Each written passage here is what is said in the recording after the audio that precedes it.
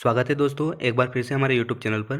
दोस्तों आज हम कक्षा 9वीं हिंदी में इकाई 2 जो हमारा काव्य बोध, इस इकाई से जो आपके बाकी के बचे हुए महत्वपूर्ण प्रश्न हैं उन प्रश्नों के इस वीडियो में कवर करेंगे।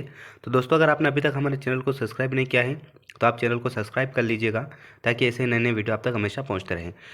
देखिए दोस्तों, हमें यहाँ पर प्रश्न नंबर 9वां दिया हुआ है, सवैया की परिभाषा लिखिए। हमें सवैया के बारे में बताना है कि सवैया क्या होता है, उसकी परिभाषा बतानी है। तो देखिए दोस्तों, इसका उत्तर हो जाएगा सवैया एक छंद है। सवैया क्या है? एक प्रकार का छंद है। यह 4 चरणों का समय या वर्ण छंद है। वर्णिक वृत्तों में 22 से 26 अक्षर के चरण वाले जाति छंदों को सामूहिक रूप से हिंदी में सवैया कहने की परंपरा है। इस प्रकार सामान्य जाति वृत्तों से बड़े और वर्णिक दंडकों से छोटे छंद को हम सवैया छंद कहते हैं।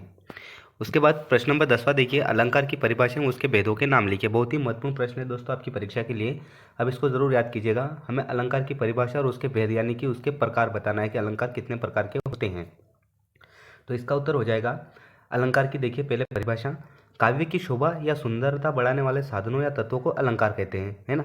जो भी काव्य हम लिख रहे हैं उसकी शोभा या सुंदरता बढ़ाने वाले जो भी साधन है या तत्व है उन्हें हम अलंकार कहते हैं, अथवा काव्य की शोभा बढ़ाने वाले तत्वों को हम अलंकार कहते हैं। इन दोनों में से कोई सी भी एक परिभाषा आप लिख सकते हो। अब जब हमें भेद पूछा है तो इसके हम प्रकार बताएंगे।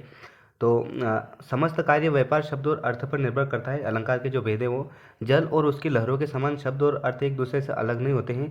काव्य में शब्द या अर्थ के आधार पर चमत्कार होता है। कहीं कहीं शब्द और अर्थ दोनों के आधार पर भी चमत्कार होता है। इस दृष्टि से अलंकार के 3 भेद या प्रकार होते हैं ना। आप यहाँ से भी इसका उत्तर लिख सकते हो कि अलंकार के 3 भेद या प्रकार होते हैं। पहला हो जाएगा शब्दालंकार, दूसरा अर्थालंकार और तीसरा हो जाएगा हमारा उभय अलंकार।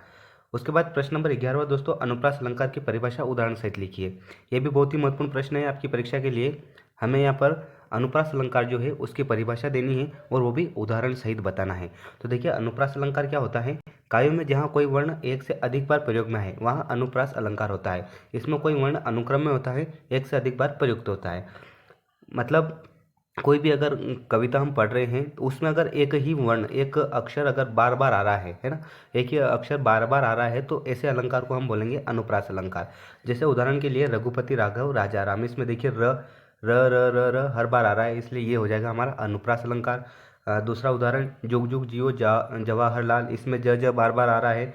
तरणी तनुजा तट तमाल तरुवर बहु छाए, इसमें त वर्ण बार बार आया है। भाषा भाव भेष भोजन में भारतीयता का भान, इसमें भ शब्द बार भ वर्ण जो है वो बार बार आया। उसके बाद चारू चंद्र की चंचल किरणें, इसमें देखिए च वर्ण बार बार आया है। तो ऐसे एक ही वर्ण बार बार अगर आता है तो ऐसे अलंकार को हम अनुप्रास अलंकार कहते हैं।